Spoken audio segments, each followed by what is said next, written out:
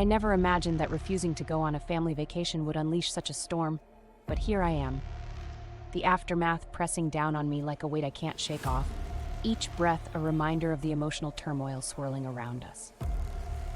At 23, I should have been savoring my youth, but instead, I felt trapped in the role of the default babysitter for my sister's 3 wild boys. Every family gathering a relentless cycle of chaos and exhaustion that drained me.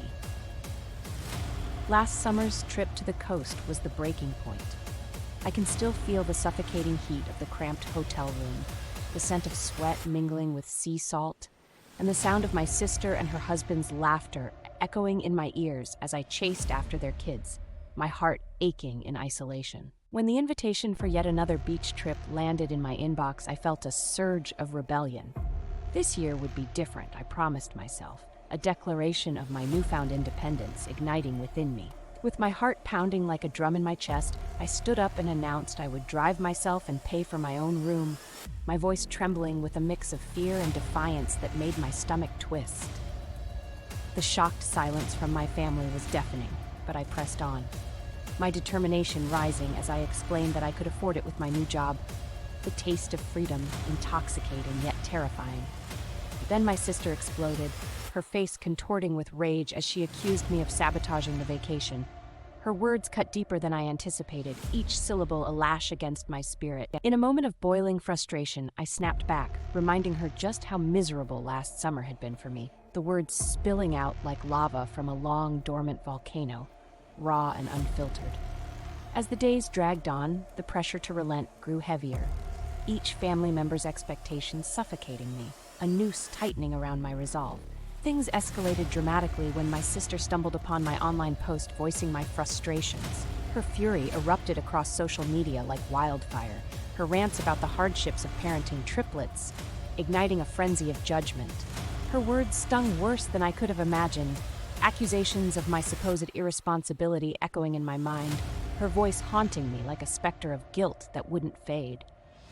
I refused to back down, my heart racing with each defiant reply I typed, fighting for my right to say no without drowning in guilt, even as it felt like I was battling a tide that threatened to pull me under.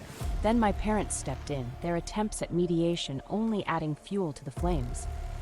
I felt like an outsider in my own family, isolated amidst the chaos that had erupted around me. When the family trip was finally canceled, the finality of it hit me like a punch to the gut, a sense of loss washing over me. I had never wanted to be the source of such disappointment. My sister's blame was swift and merciless, her eyes ablaze with resentment as she accused me of shattering our family traditions, each word a dagger that twisted deep into my heart. My parents were visibly shaken by the online backlash supporting my stance, their faces reflecting a mixture of confusion and shame as they finally confronted the reality of the rift. They promised never to pressure me into babysitting again, a small victory wrapped in a haze of guilt and sorrow, the victory feeling bitter rather than sweet. But my sister remained unyielding, her voice dripping with sarcasm as she insinuated that I had no life outside of helping her. Each barb another knife twisting deeper into our already frayed relationship. Tension mounted into more explosive family arguments, my brother-in-law retreating into silence, his withdrawal a stark contrast to the turmoil that enveloped us all. I often found myself escaping to my room, staring at the ceiling, desperately trying to navigate the emotional storm brewing inside me, feeling lost amid the chaos around me. As days turned to weeks, I watched my parents struggle to mend the rift, their efforts feeling like futile band-aids on a wound that was still gaping and raw. It was agonizing to realize my sister and I were drifting further apart, our bond hanging by a thread, frayed and fragile, as I mourned the sister I once knew.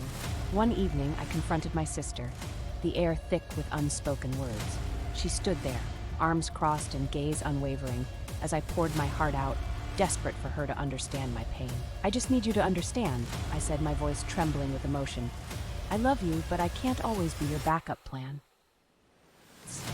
Her response was icy, her words cutting through the air like glass.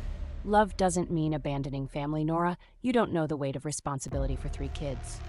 I felt the sting of her accusation, yet I stood firm, yearning for her to see my side, even as my heart ached for the sisterly bond we once shared. In the end, my parents offered apologies, their voices heavy with regret.